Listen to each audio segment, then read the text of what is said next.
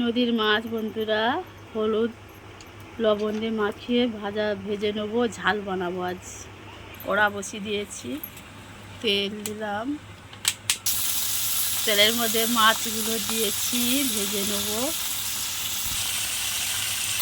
মাছটা এক পিঠ হয়েছে, একটু লৌটে দেবো।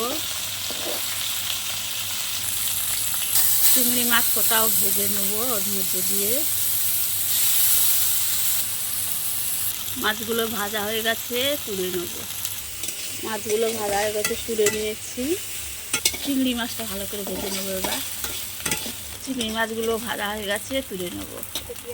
তরকারি বসাবো, তেল দিলাম, পেঁয়াজটা লাল হয়ে গেছে, রসুন থেঁতোটা দিলাম,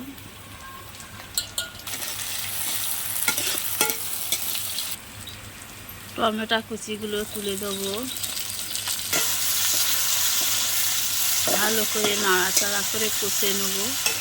চিংড়ি মাছগুলো ওর মধ্যে দিয়ে কষাবো। মাছটা লবণ দিলাম,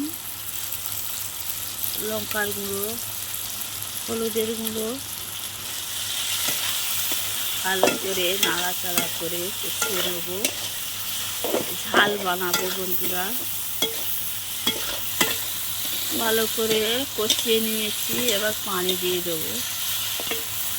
পানি দিলাম, বেশি পানি দেবো না, ঝাল বানাবো, অল্পই করে দিলাম।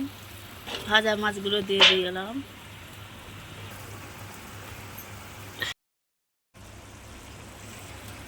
মাছের ঝোল বাকি আছে, আর একটু পরে নামিয়ে নেব।